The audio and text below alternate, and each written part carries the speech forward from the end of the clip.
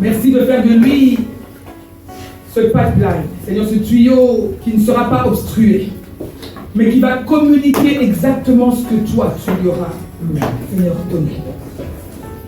Nous prions afin, ô Dieu, que tu lui donnes le message, Dieu, qu'il doit transmettre. S'il arriverait, Seigneur notre Dieu, qu'il ne puisse pas, pour certaines raisons, comme le vocabulaire qui parfois est limité, Saint-Esprit, merci de recadrer les choses. Esprit de Dieu, nous avons besoin de toi. Nous qui sommes là pour t'écouter, nous voulons entendre cette parole. Jésus envoya sa parole, cette parole guérit. Ce matin, nous prions afin que cette parole guérisse un cœur. Que chacun de nous, parce que nous sommes venus dans sa présence, recevions notre part. Nous voulons emporter pour nous et pour ceux que nous avons laissés à la maison. Merci, Seigneur notre Dieu, de mettre dans nos oreilles, Seigneur notre Dieu, un onguent auriculaire, afin que nous puissions entendre ce que toi tu veux nous donner. Alors que tu as équipé ton serviteur, le semeur, lorsqu'il sonne, il va semer, il est équipé. Merci pour l'équipement que tu as donné à ton serviteur. Merci, oh Dieu, pour nous que tu donnes, oh Dieu, maintenant l'occasion d'écouter ta parole. Merci pour la grâce qui se déverse sur chacun d'entre nous. En ce moment, au nom de Jésus-Christ. Amen. Amen. Amen. Amen. Nous allons inviter notre papa, Papa Nabiso. Notre papa. Papa Jean-Claude. Merci.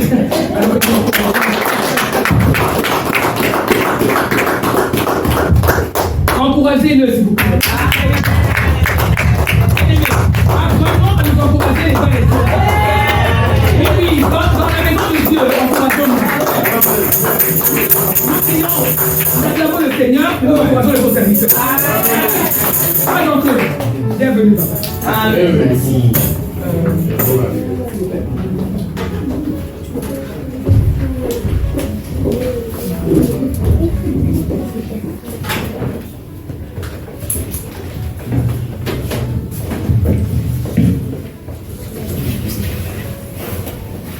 Amen.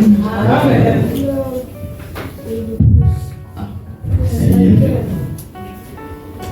Je vais commencer par une demande spéciale, puisque j'ai la gorge un peu sèche. Est-ce que je pourrais avoir un peu d'eau à boire?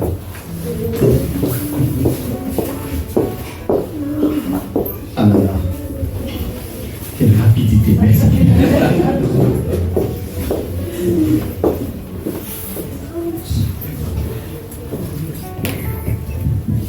Je me suis depuis quelques semaines. Le corps est un petit peu fatigué. Mais ça tombe bien, cette histoire de soif. Parce qu'aujourd'hui, nous allons parler de quelqu'un qui a eu soif. Amen.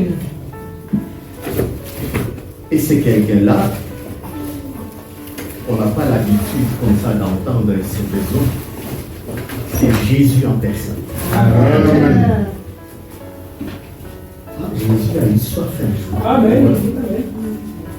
Aussi étonnant que cela puisse paraître, fils de Dieu, etc. Mais il a eu soif un jour.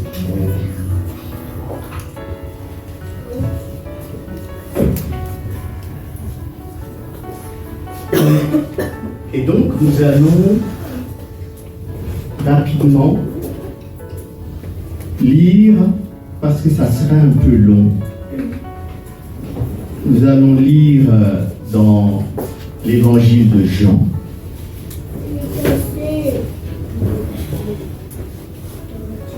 Chapitre 4.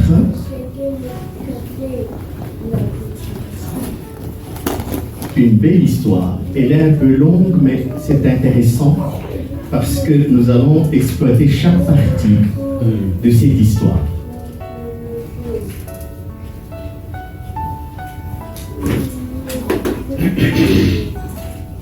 Alors, je sais que les élèves de la parole de Dieu sont prêts. Donc, ce que nous allons lire, c'est du verset 1 et on va quand même aller jusqu'au verset 30. C'est toute l'histoire de la femme samaritaine. Alors, est-ce que quelqu'un pourrait...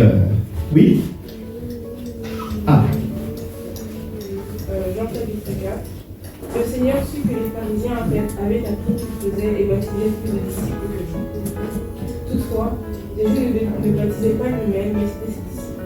Est-ce qu'on peut lui donner un micro? Sinon on n'entend plus. Parce qu'il est bon que cela résonne dans les oreilles de tout le monde.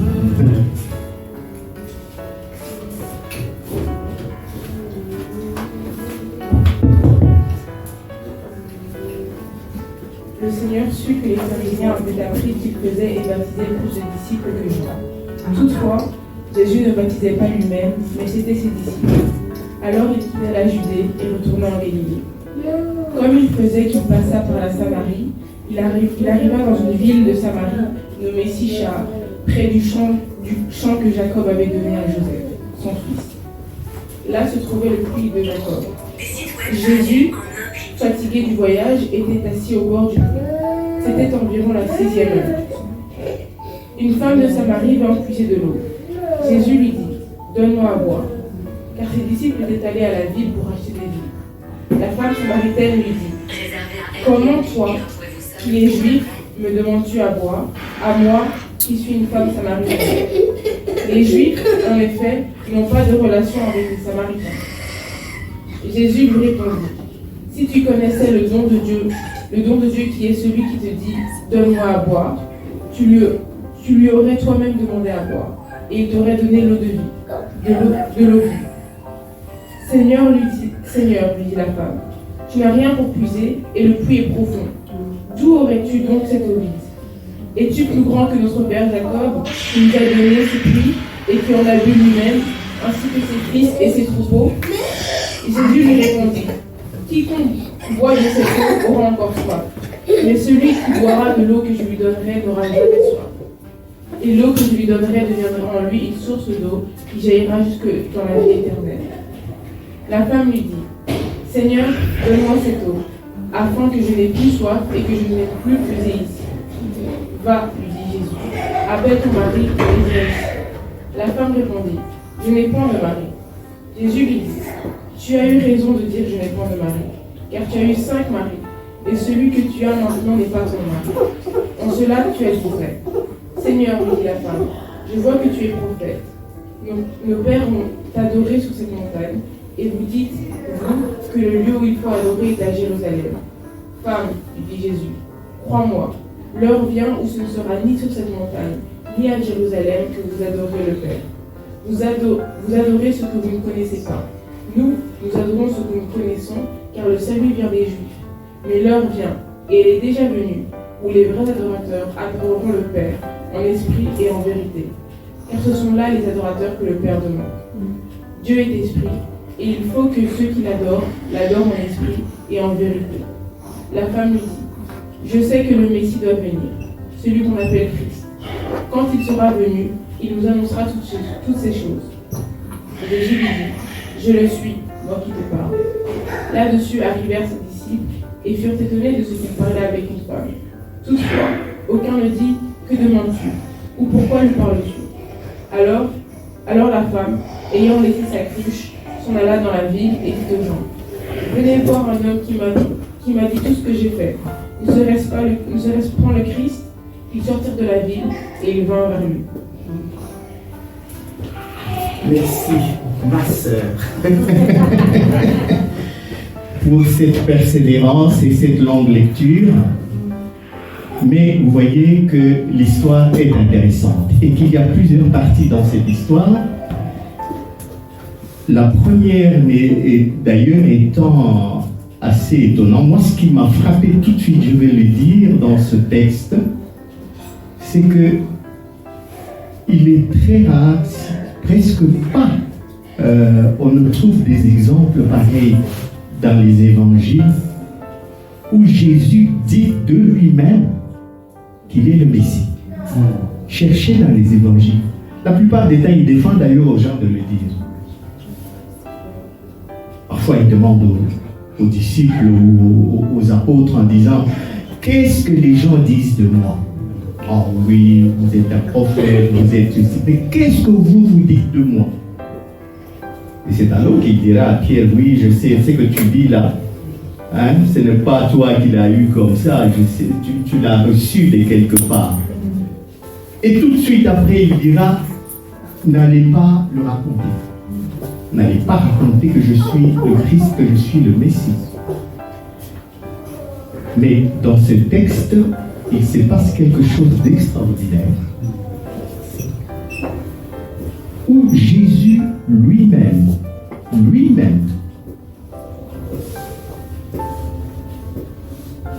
avoue,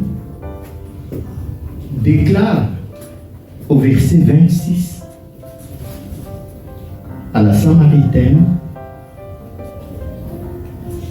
je le suis, moi qui te parle.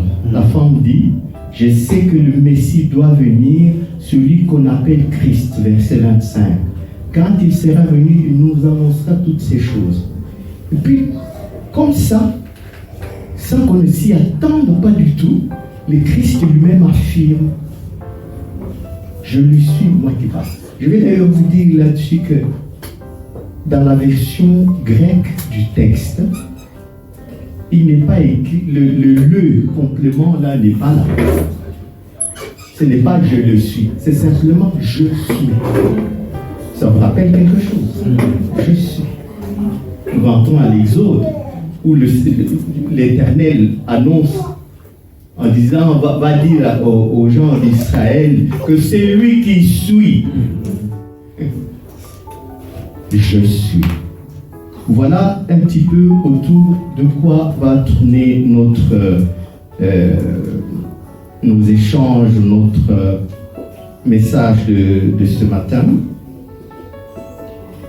Alors, la première chose, parce que je voulais partir de cette idée-là, que Jésus déclare lui-même qu'il est le Messie. Et ce n'est pas habituel. La deuxième fois qu'il le dira, c'est pratiquement dans une situation très compliquée. Il sera devant les juges, devant les comment est-ce qu'il s'appelle encore ce monsieur? C'est quand il est traîné devant les tribunaux, qu'on lui posera la question en disant, est-ce que tu es le Christ, le Messie béni, c'est lui qui devait venir? Et il répondra presque de la même manière. Tantôt, dans certains évangiles, on dit, tu l'as dit. Ça veut dire, c'est toi qui l'affirmes, mais je le suis. Il l'ajoute par la suite. Alors, le premier point que nous allons relever, c'est le fait que Christ est à la recherche des âmes perdues. Tel que le récit nous le montre, Jésus veut se rendre, il veut quitter la Judée. Pour ceux qui connaissent la carte de la Palestine, n'est-ce pas, nous savons que la Judée c'est au sud et la Samarie est au centre et au nord se trouve la Galilée.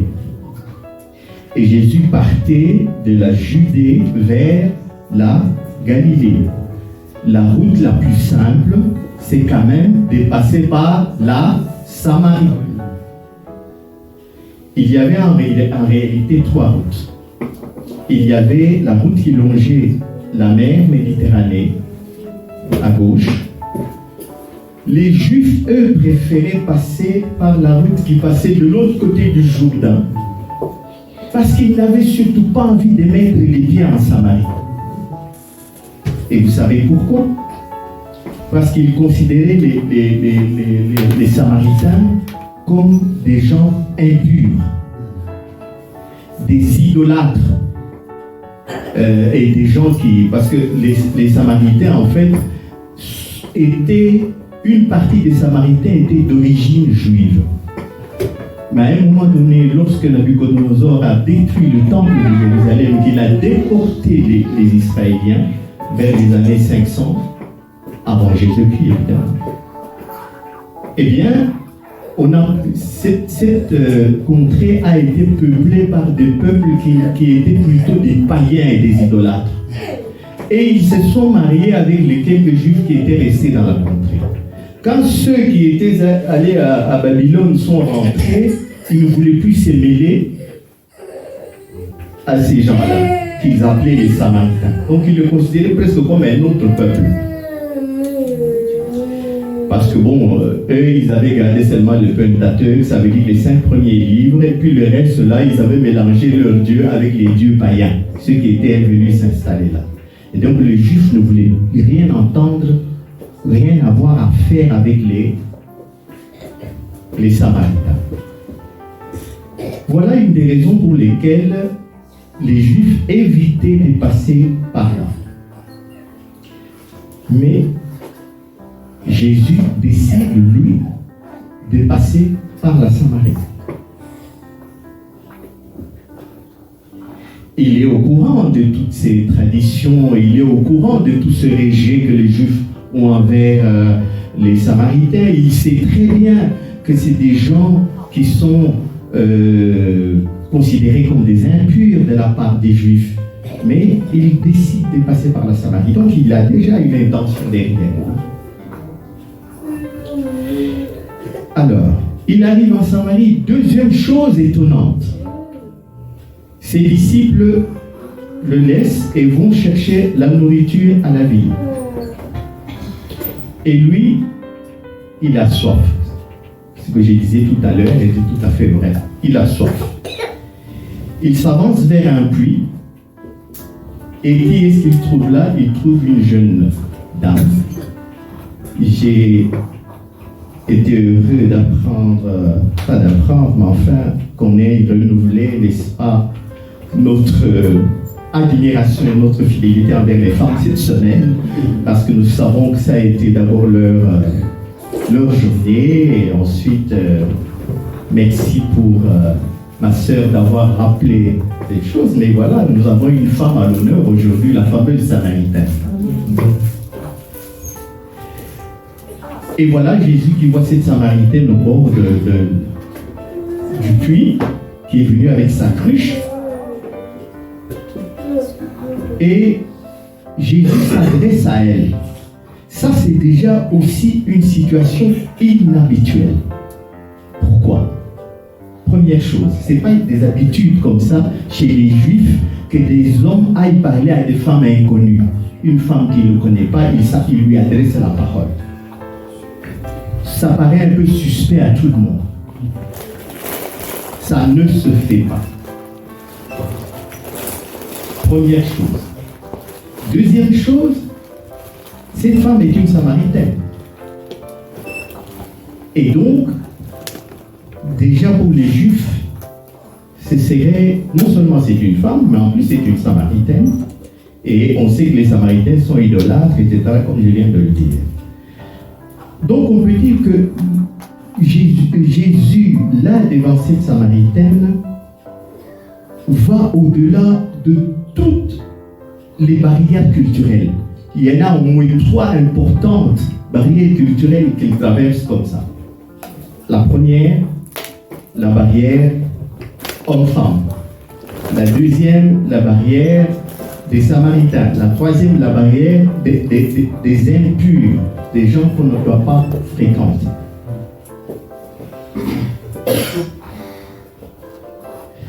Et alors, on peut commencer à se poser la question, il dit, mais quelle est l'intention de Christ à ce moment-là devant cette dame? Jésus décide de passer ces barrières justement, puisque tout montre qu'il est venu en Samarie, notamment pour cette femme. Et nous allons voir pourquoi.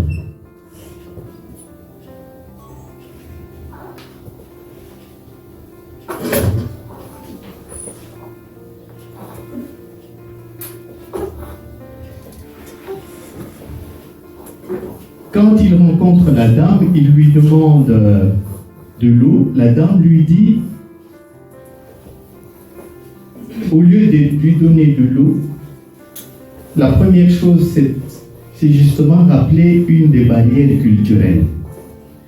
Comment toi, un juif, On commence par l'appeler un juif d'abord. Hein. Comment toi, un juif, tu peux demander à moi, une samaritaine, de l'eau?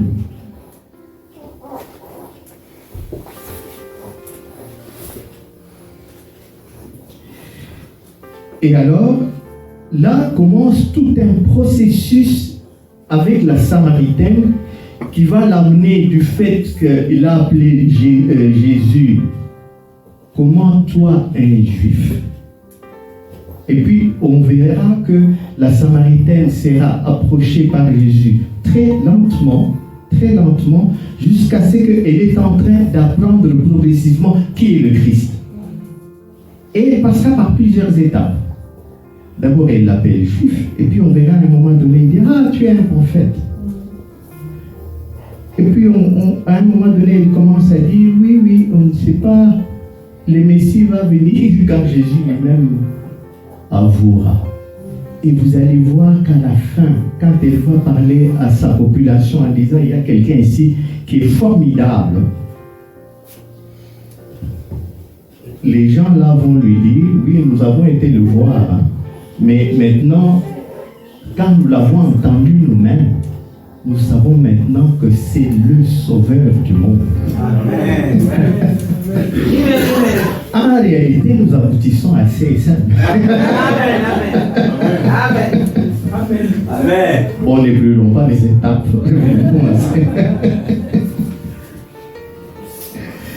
Alors, donc la première étape, c'est l'étape de la repentance, en réalité.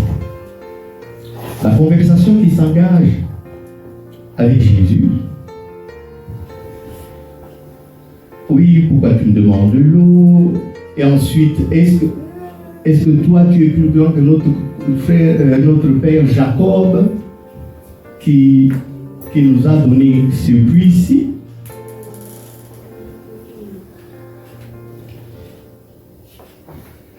Mais ce qui touche la femme dans un premier temps, c'est quand même ça. Jésus lui dit,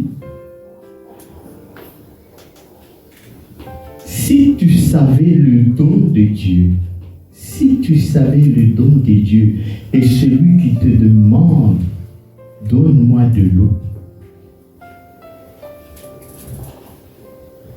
Si tu savais le don de Dieu et celui qui te demande, donne-moi de l'eau, ça, je trouve déjà ça formidable. Là, Jésus commence à se dévoiler tout doucement. Si tu connaissais le don de Dieu et qui est celui qui te dit, donne-moi à boire, tu lui aurais toi-même demandé à boire. La situation s'inverse. Jésus arrive et demande de l'eau. Elle se met à discuter un peu. Et puis Jésus lui dit, si tu savais celui qui te demande de l'eau, tu lui demanderais à lui à boire. Tout le monde comprend à ce moment-là que ce n'est plus la même eau. Ce n'est pas l'eau du puits là. Jésus promet une autre eau qui est, comme la Bible le dit plus tard, qui quand tu l'as avec toi, devient un torrent jaillissant jusque dans la vie éternelle et qui t'apporte autre chose. Et quand Jésus le dit, ce n'est pas un hasard. Il regarde cette femme. Cette femme vient aux heures de midi toute seule à l'arrivée. Les autres viennent puiser le matin, elle vient à midi au puits. Et Jésus connaît la situation de cette femme. Il sait qu'elle est malheureuse. Il sait qu'elle a soif, comme moi tout à l'heure, mais pas soif de cette eau-là. Elle a soif de tranquillité dans sa vie.